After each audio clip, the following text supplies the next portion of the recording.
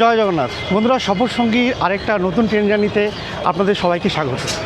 আজ গরমের একদম শুরুতেই আরও একবার যেতে চলেছি জগন্নাথ ধাম পুরীতে। এর আগেও আমার চ্যানেলে আপনারা পুরী যাওয়ার জন্য বিভিন্ন ট্রেনের ভিডিও দেখেছেন, তবে আজকের ট্রেন জার্নিটা কিন্তু একদম আলাদা হতে চলেছে। কারণ আজকে যে ট্রেনে আমি জার্নি করছি সে ট্রেনের নামই কিন্তু রয়েছে স্বয়ং জগন্নাথ দেব।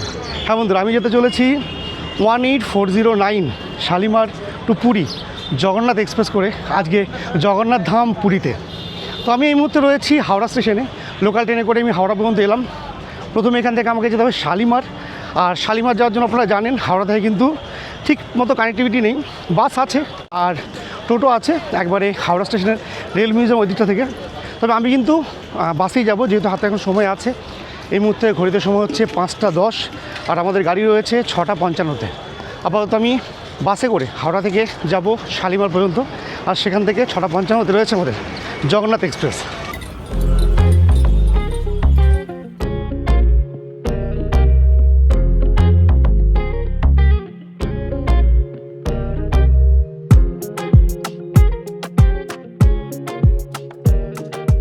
হাওড়া থেকে আমরা এই মুহূর্তে চলে এলাম শালিমারে। এই বাসে করে এলাম। লাস্ট টাইম নেমেছিলাম 15 টাকা করে নিয়েছিল, আজকে জানি না কেন 20 টাকা করে নিল। তবে আমাদের আজকে নামিয়েছে বাজারের একদম মুখটাতে। লাস্ট টাইম আমি যখন নেমেছিলাম তখন কিন্তু ওভারব্রিজটা পার করেই নামানো হয়েছিল, সেখান থেকে 2 মিনিট হেঁটে আমরা চলে গেছিলাম শালিমার পর্যন্ত। তবে আজকে একদম মার্কেটের মধ্যে নামিয়েছে, এখান থেকে মনে হচ্ছে অনেকটাই হাঁটতে হবে। কোন দিকে যেতে হবে?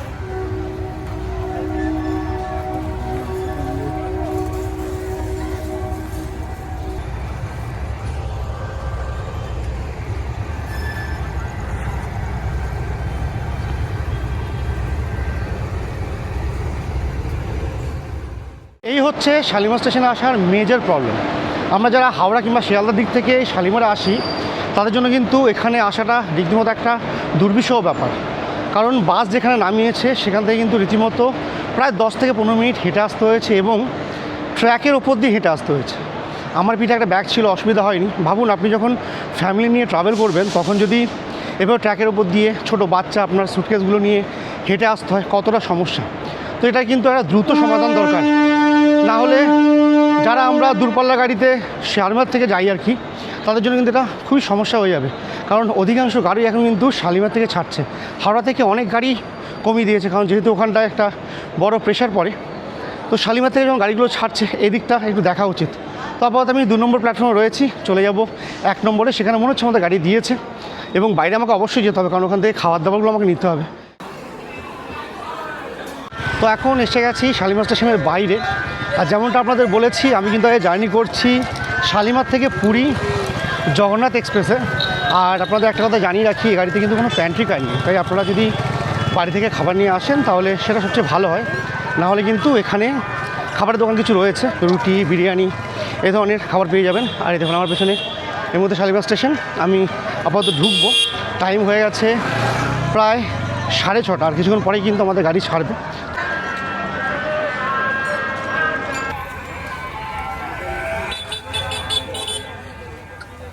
তো বন্ধুরা, একদম 1 নম্বর প্ল্যাটফর্মে দিয়েছে আমাদের গাড়ি জগন্নাথ এক্সপ্রেস। আর উঠেই কিন্তু প্রথমে এগুলো সব এসি কম্পার্টমেন্ট রয়েছে। আর এবার কিন্তু আমি জার্নি করছি স্লিপারে। S2 রয়েছে আমার কামরা, আর একদম কিন্তু মাঝামাঝি রয়েছে S1। এসির পরেই S1, তারপরে হচ্ছে S2।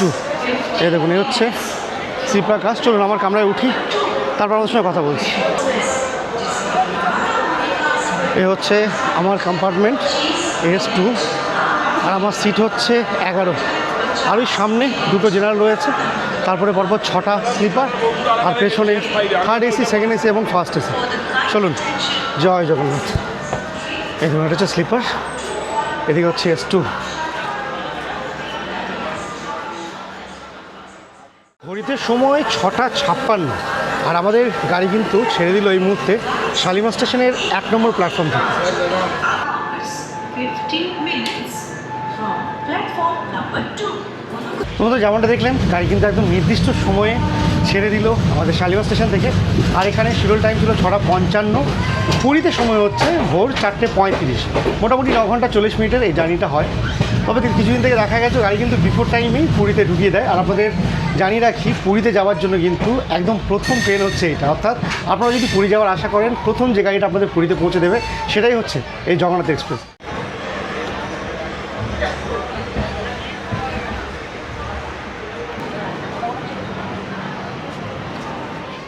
গাড়ি দিয়েছিল সাঁতরাগাছির 1 নম্বর প্ল্যাটফর্মে। এখানে 2 মিনিটের হল ছিল, 2 মিনিটের হল দিয়ে গাড়ি আবার এগিয়ে চললো। পরবর্তী স্টপেজ কিন্তু মেচেদা। অন্যান্য গাড়িতে সাধারণত আমরা সাঁতরাগাছি পরে খড়গপুর যাই, তবে এর মাঝে কিন্তু একটা স্টেশন রয়েছে, এই গাড়িতে হল্ট রয়েছে, সেটা হচ্ছে মেচেদা স্টেশনে।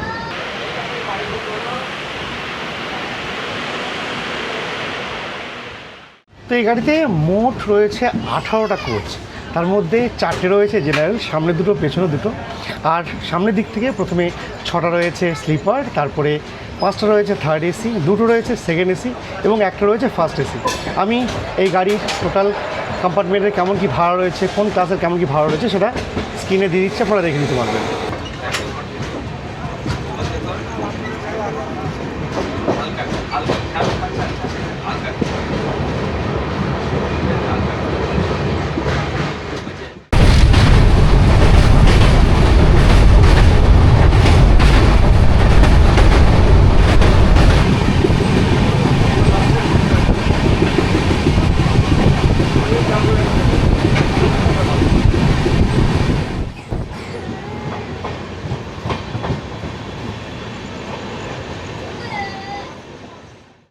পঞ্চান্ন কিলোমিটার পথ অতিক্রম করে আমাদের গাড়ি ঢুকেছিল মেচেদার 4 নম্বর প্ল্যাটফর্মে। এখানে 2 মিনিটের হল্ট ছিল, গাড়ি আবার এগিয়ে চললো।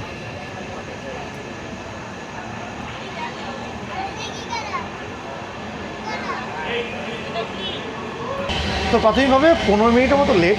আর রাতের গাড়িতে লেটে কিন্তু কোনো ব্যাপার নয়। এখানে টাইম ছিল রাত 8টা, পৌঁছেছে 8টা 15-তে। পরবর্তী স্টপেজ আমাদের খড়গপুর।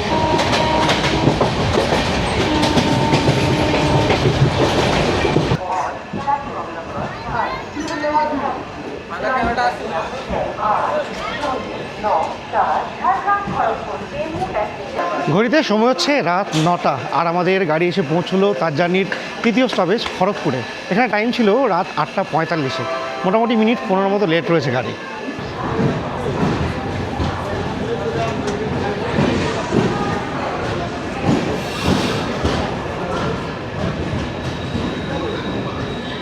এরপরে রয়েছে বেলদা, তারপরে দাঁতন, আর তারপরে হচ্ছে জলেশ্বর। আপাতত এখন যাব নিজের সিটে, খাবার খেতে হবে, যে খাবারটা নিয়ে এসেছি ডিনার করে তারপর আপনাদের সঙ্গে দেখা করছি একদম জলেশ্বর গিয়ে।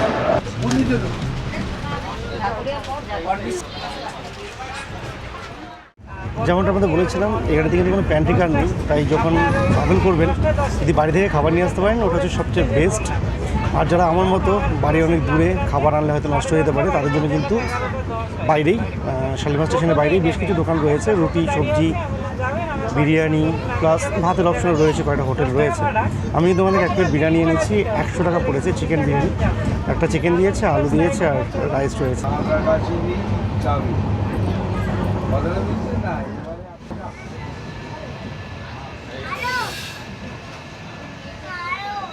আমাদের এই রুটের বাংলার শেষ স্টেশন দাঁতন পেরিয়ে আমরা কিন্তু এখন এসে গেছি জলেশ্বর। এটা এই রুটের উড়িষ্যার প্রথম স্টেশন।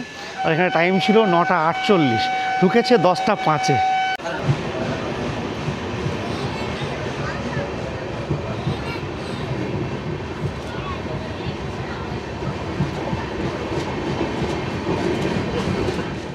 তো এই জলেশ্বর স্টেশনে কিন্তু 2 মিনিটেরই হল্ট দিল, সিগন্যাল হতেই ঝটপট উঠে এলাম ট্রেনে।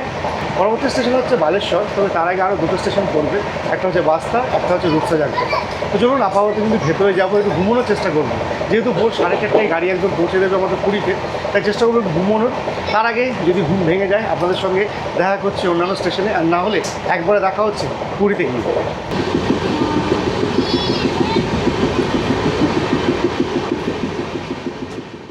জলেশ্বরের পরে কিছুটা ঘুমিয়ে পড়েছিলাম, আর উঠে দেখি এসে পৌঁছে গেছি ভদ্রকে।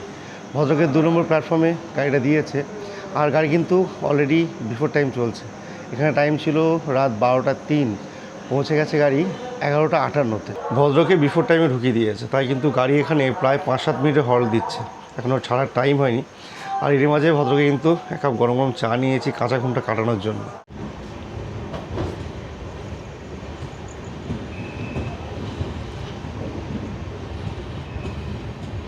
তো প্রায় 7 মিনিটে হল দিল এখানে, আর 7 মিনিটে হল দিয়ে গাড়ি কিন্তু আবার এগিয়ে চললো। আর পুরীর পথে আমাদের আর মাত্র 4খানা স্টপেজ রয়েছে। এরপরে হচ্ছে যাজপুর কেনঝড়, তারপরে কটক, ভুবনেশ্বর এবং খুর্দা রোড। তো এবার কিন্তু আর উপায় নেই, রাত বাজে 12:10, একটু ভেতরে যাব, ঘুমোবো, কারণ 4টায় উঠতে হবে। দেখা হচ্ছে আপনাদের সঙ্গে একবারে পুরীতে গিয়ে।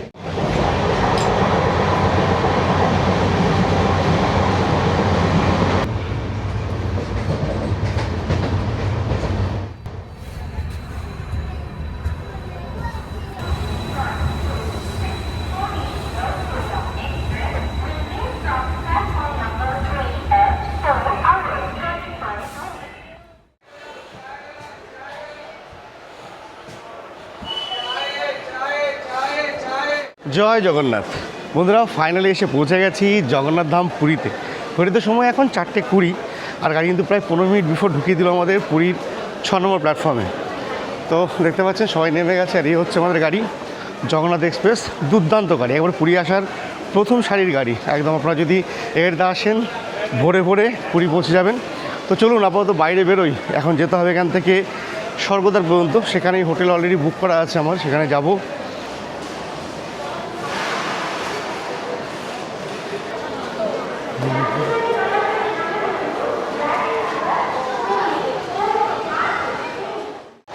তো এই হচ্ছে পুরী, শীত গ্রীষ্ম বর্ষা, ভোর হোক বা সকাল, পুরী স্টেশনে কিন্তু এমনই রূপ হয়।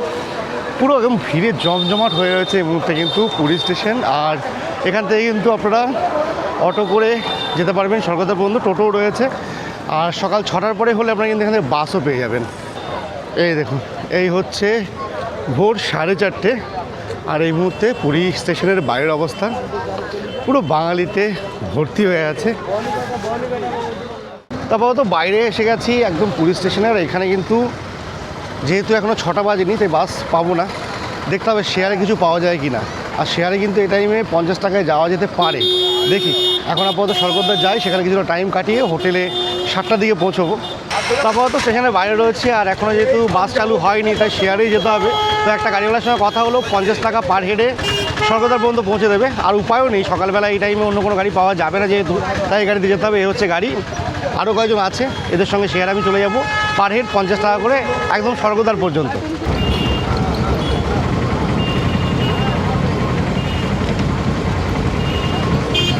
তো জগন্নাথ এক্সপ্রেসে আসার অভিজ্ঞতা মোটামুটি ঠিক ছিল, তবে এখানে কিন্তু এই গাড়িটার রিচিং টাইম একদিকে যেমন ভালো, আপনি খুব ভোরে ভোরে পৌঁছে যাচ্ছেন। দ্বিতীয়টা হচ্ছে একটু সমস্যা, কারণ 4:30 নামলে হোটেল সাধারণত 7টার আগে দেওয়া হয় না। এখানে ম্যাক্সিমাম হোটেলে 6টায় চেক আউট, 7টায় চেক ইন। তো সেক্ষেত্রে একটা প্রায় 2 ঘন্টা 2.5 ঘন্টার মতো সময় এখানে নষ্ট হয়। তবে চলুন সি বিচে যাই, সকালে সূর্যোদয় দেখি, তারপরে হোটেলে যাব। আপাতত আমরা চলেছি স্টেশন থেকে স্বর্গদ্বারের পথে। আর যেমনটা আপনাদের জানিয়েছি, এখানে যে জগন্নাথ অ্যাডমিনিস্ট্রেশনের বাসগুলো, সেগুলো সকাল 6টা থেকে চালু হয়। ওটাতে করে আপনারা 10 টাকা চলে যেতে পারবেন একবারে স্বর্গদ্বার পর্যন্ত। আর যদি গাড়িগুলো হয় রিজার্ভ করলে 250 টাকা চায়। শেয়ারে গেলে মোটামুটি 50 টাকা করে পার হেড হয়ে যায়। তো আমিও 50 টাকা শেয়ারেই চলেছি এই মুহূর্তে। চলুন একেবারে স্বর্গদ্বার গিয়ে আপনাদের সঙ্গে দেখা হচ্ছে।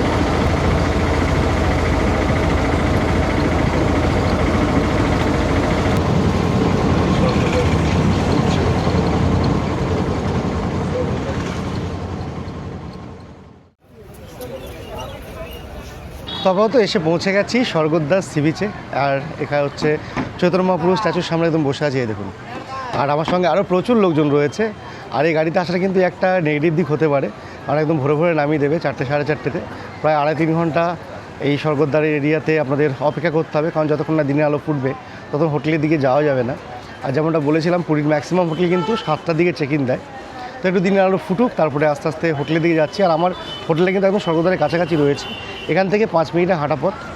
আপাতত দিনের আলো ফুটলে আপনাদের সঙ্গে হোটেলে নিয়ে যাবো, কেমন হোটেলে রয়েছি সেটা ডিটেলস আপনাদের সঙ্গে শেয়ার করবো।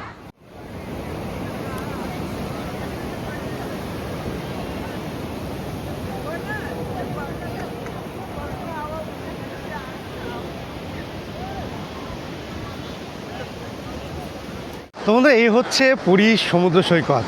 ইতিমধ্যে কিন্তু সূর্যোদয় হয়ে গেছে, আর দেখতে পাচ্ছেন পুরী সি বিচ কিন্তু পুরো জমজমাট হয়ে গেছে। সকাল সকাল প্রচুর মানুষ এর মধ্যেই স্নান করতে শুরু করেছে।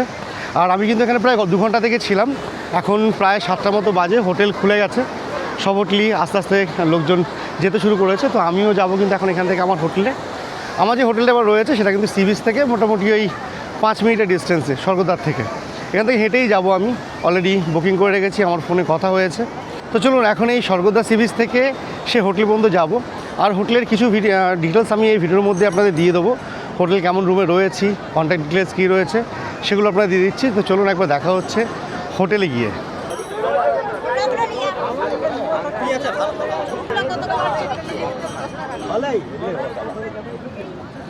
তো বন্ধুরা ফাইনালি এসে পৌঁছে গেছি। আমি এবার পুরীতে যে হোটেলে উঠেছি সে হোটেলের নাম হচ্ছে হোটেল শিবশক্তি গ্র্যান্ড।